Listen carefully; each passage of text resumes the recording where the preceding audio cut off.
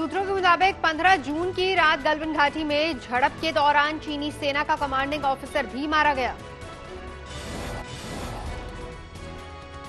चीन के 40 से ज्यादा सैनिकों के मारे जाने की भी खबर। चीनी सेना गलवान घाटी से हटा रही है अपने जवानों के शव। गलवान घाटी में एलएसी पर देखी गई चीनी एम्बुलेंस की भागदौड़, हेलीकॉप्टर भी आए नजर। घायल चीनी सैनिकों को किया जा रहा है एयरलिफ्ट। एलएसी पर भारत चीनी सैनिकों के बीच हिंसक झड़प में कमांडिंग ऑफिसर समेत भारत के 20 जवान शहीद। सेना आज बताएगी सभी शहीदों के नाम। सूत्रों के मुताबिक कुछ भारतीय जवानों को बंधक बनाए जाने का भी है खबर। भारतीय सेना का छोटा दल चीन से बातचीत करने गया था, उसी दौरान धोखे से चीनी सैनिकों ने किया हमला। गलवान घाटी में हिंसक झड़प के बाद सेना का आधिकारिक बयान, देश की संप्रभुता और सीमाओं की रक्षा के लिए प्रतिबद्ध। सूत्रों के मुताबिक चीनी सेना से बातचीत बेनतीजा रही। पूरी एलएसी पर अलर्ट जारी, तनाव बरकरार। एलएसी पर तनाव को लेकर रक्षा मंत्रालय में उच्च स्तरीय बैठक, राजनाथ सिंह सहित सभी बड़े अधिकारी शामिल। सावधानी की वजह से श्रीनगर लेह हाईवे को फिलहाल बंद किया गया। राहुल गांधी ने किया ट्वीट, देश के वीर शहीदों को मेरा सलाम। प्रधानमंत्री जी, आप चुप क्यों हैं, आप कहां छिप गए हैं? राहुल गांधी ने प्रधानमंत्री मोदी को संबोधित कर लिखा, पूरा देश हम सब आपके साथ खड़े हैं, आप बाहर आइए, देश को सच्चाई बताइए, डरिए मत। चीनी सैनिकों से झड़प में कांकेर के जवान गणेश राम कुंजम भी हुए शहीद। चीन की धोखेबाजी के बीच पाकिस्तान के भी निकले पर नौगाम सेक्टर में सरहद पर मुठरा से अंधाधुंध गोलीबारी, भारत ने दिया मुंहतोड़ जवाब। गलवान की घटना के बाद रक्षा मंत्री ने मंगलवार शाम हाई लेवल मीटिंग की। सीडीएस और तीनों सेना प्रमुखों के अलावा विदेश मंत्री भी रहे मौजूद। सोमवार की घटना के बाद गलवान घाटी में फिलहाल हालात स्थिर, दोनों ओर से सैनिक अपनी अपनी जगहों पर लौटे। गलवान की घटना पर सेना की चीन को दो टूक, भारत ने एलएसी नहीं पार की, चीन भी करे सम्मान। गलवान घाटी में हिंसक झड़प के बाद चीन की नई चाल, भारत पर लगाया सीमा पार करने का आरोप।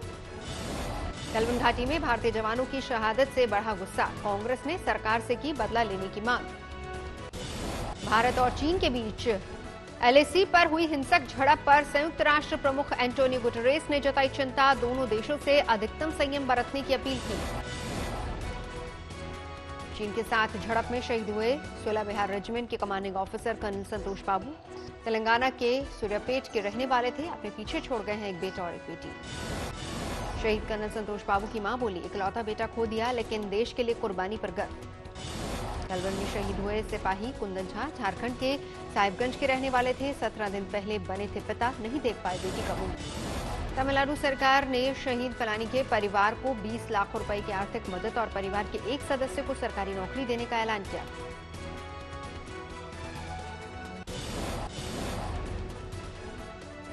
बिहार के सहरसा का जवान कुंदन कुमार शहीद 2012 में हुई थी सेना में भर्ती।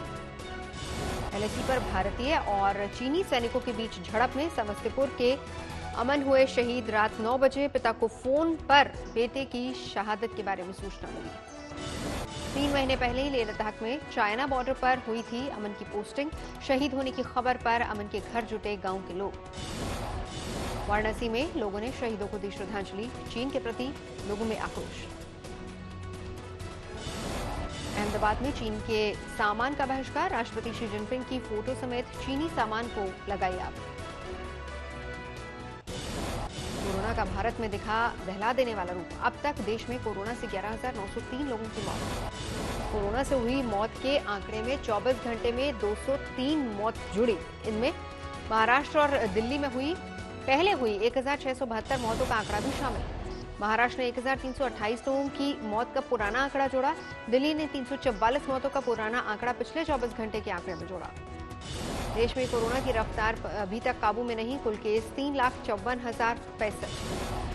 देश में 1,86,935 लोगों ने अब तक जीती कोरोना की जंग।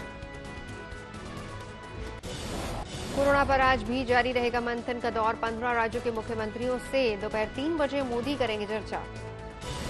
कोरोना को लेकर जारी है सियासत। आज प्रधानमंत्री मोदी के साथ बैठक में शामिल नहीं होंगी पश्चिम बंगाल की मुख्यमंत्री ममता बनर्जी। दिल्ली के स्वास्थ्य मंत्री सत्येंद्र जैन का आज फिर होगा कोरोना टेस्ट। कल की रिपोर्ट आई थी नेगेटिव।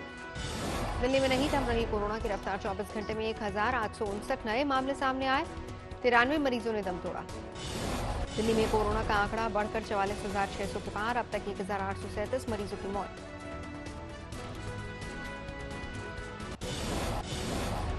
अनामिका शुक्ला धोखाधड़ी केस में मास्टरमाइंड जसवंत पर एफआईआर दर्ज करने का आदेश कन्नौज के प्राथमिक विद्यालय में है। प्रधानाध्यापक कन्नौज के बेसिक शिक्षा अधिकारी ने जसवंत को किया बर्खास्त। वेतन रिकवरी के लिए नोटिस भेजा। विशाखापट्टनम में किसान की पासबुक ऑनलाइन अपलोड करने के लिए रेवेन्यू ऑफिसर ने ली 14,000 की घूस। एंटी करप्शन ने मौके पर दबोचा। बरेली में एक युवक ने घर में लगाई फांसी। अभिनेता सुशांत सिंह राजपूत की मौत से था दुखी। राजस्थान की पाली में युवक का अपहरण कर जबरन पेशाब पिलाया गया। पुलिस ने 5 आरोपियों को गिरफ्तार किया।